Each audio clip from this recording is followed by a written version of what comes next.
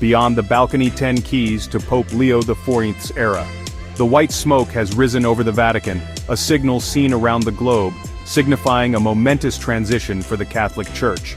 Pope Francis, a figure who undeniably reshaped the papacy and challenged the Church in profound ways, has passed into history. Join me as we explore the contours of a papacy just beginning to unfold, a story that will undoubtedly shape faith, politics, and global trends for years to come. A pope after Francis' continuity or counterpoint? Pope Francis cast an immense shadow, a pontificate that was, by any measure, transformative. He emphasized mercy, championed outreach to the peripheries, and pushed the Church towards a more synodal path. Now, Pope Leo XIV enters this landscape.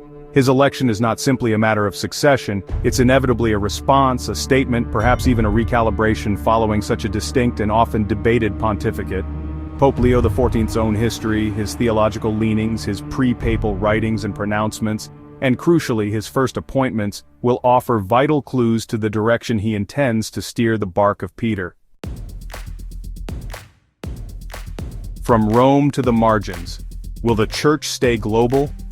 Pope Francis, more than any pope before him, decisively shifted the Church's center of gravity, not just geographically but existentially, away from its traditional European core and towards the peripheries.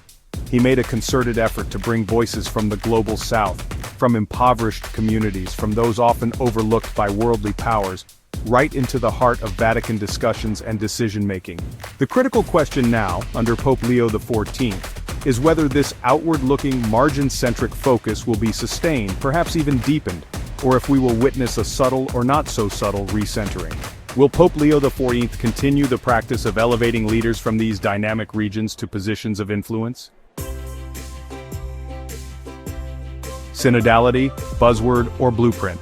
Synodality, the concept of the Church walking together, listening, discerning, and co-responsibly making decisions, undoubtedly became one of the defining and also one of the most debated terms of Pope Francis's pontificate. For some, it represented a long overdue recovery of an ancient ecclesial practice, a beacon of hope for a more participatory, inclusive, and spirit-led Church. For others, it remained an ambiguous, even confusing buzzword, potentially threatening traditional structures of authority and clarity of teaching. Pope Leo XIV now inherits this complex and still evolving legacy, and his approach to it will be a key indicator of his vision for the Church's internal life. Chapter 4. Reform Fatigue. Is the Church tired of change? The pontificate of Pope Francis was, without question, a period of intense dynamism, a sustained season of significant turbulence, discernment, and transformation within the Catholic Church. This naturally raises a critical and perhaps uncomfortable question as Pope Leo XIV begins his ministry. Is there a collective sense of reform fatigue settling in among the people of God, both laity and clergy, and even within the hierarchy?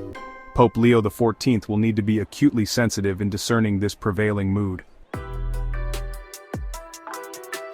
Chapter 5.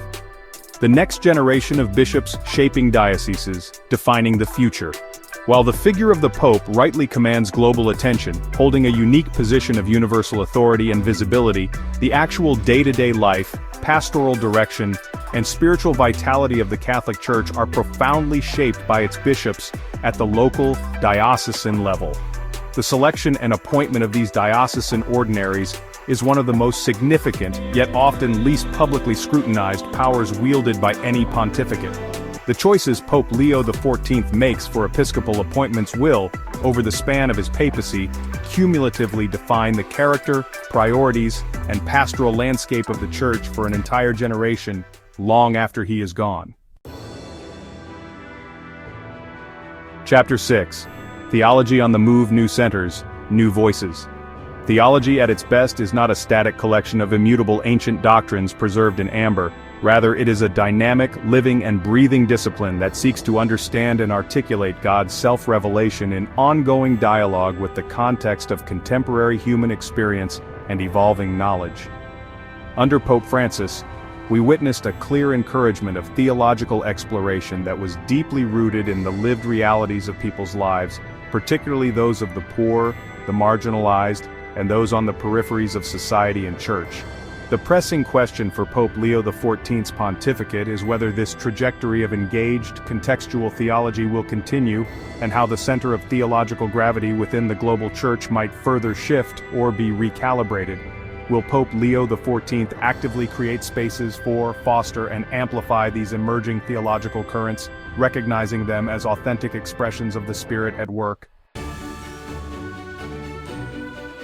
We are undeniably living through an era of unprecedented and accelerating technological advancement, most notably with the rapid emergence of sophisticated artificial intelligence and the pervasive, inescapable influence of digital media and social networking platforms.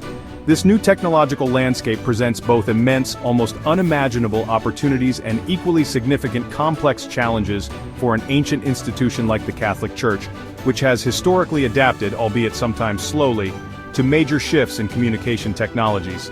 Under Pope Leo XIV, the Church faces a critical juncture. It must consciously decide whether it will strive to be a thoughtful leader, a discerning guide, or find itself a perennial laggard in navigating this new, often bewildering digital frontier. Will Pope Leo XIV prioritize the development and implementation of such a strategy, equipping the entire Church to effectively use these powerful tools for evangelization, catechesis, and communion? Within the Catholic Church, certain complex and deeply felt topics have long been considered untouchables by some, or at the very least highly sensitive issues resistant to substantive re-examination or change. These perennially debated subjects prominently include the discipline of mandatory priestly celibacy in the Latin Rite, the multifaceted roles of women in church governance, ministry and decision-making, and pastoral questions surrounding the inclusion and care of LGBTQ+ Catholics. Pope Francis, through his emphasis on listening and discernment, cautiously opened doors for wider discussion on some of these matters, but definitive doctrinal or disciplinary shifts remained largely elusive. The internal and external pressure for more thorough engagement, however, is undeniably building, and is unlikely to dissipate. In an increasingly polarized, often secularized, and sometimes overtly hostile global environment, the ancient Christian concept of witness or martyria, which can extend even to the ultimate sacrifice of martyrdom, takes on a renewed and pressing urgency. Pope Francis frequently spoke of his preference for a church that is bruised, hurting, and dirty because it has been out on the streets, accompanying people in their struggles, rather than a church that is pristine, self-absorbed, and clinging to its own security and privileges. This powerful vision inherently implies a church willing to be prophetic, to speak uncomfortable truths to power, even when that means being countercultural, misunderstood, and facing significant opposition or persecution. A truly prophetic church, one that consistently champions the cause of the poor, the marginalized, and the voiceless, and one that courageously critiques injustice wherever it is found, may inevitably find itself less aligned with worldly powers and less influential in traditional political or social spheres. Beyond all the necessary discussions about church politics, intricate doctrinal debates, curial reforms, and pressing institutional challenges, there lies a deeper, more fundamental, and perhaps more elusive question. Can the Catholic Church, under the leadership of Pope Leo XIV, still genuinely evoke a sense of awe, profound mystery, and life-giving meaning in a world that is often deeply cynical, increasingly secularized, and seemingly starved for authentic transcendence? This, I believe, is perhaps the ultimate, though least quantifiable measure of its enduring vitality and its relevance to the human spirit in the 21st century.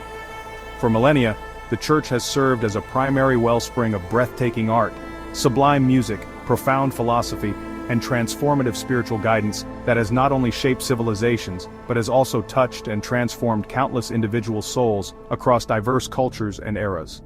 In our current age, characterized by information overload, relentless digital distractions, and often superficial engagements, can the Church reclaim and re-articulate its unique role as a guardian of wonder, a teacher of wisdom, and a purveyor of deep, lasting spiritual nourishment? As we've explored these 10 critical insights, it's clear that the papacy of Pope Leo XIV begins at a complex and fascinating juncture for the Catholic Church. The legacy of Pope Francis is still being absorbed, even as new challenges and opportunities emerge on the global stage. The journey ahead will undoubtedly be one of discernment, dialogue, and perhaps even new discoveries. The future of the Catholic Church, now under the guidance of Pope Leo XIV, won't be shaped just by one man in white, but by all of us.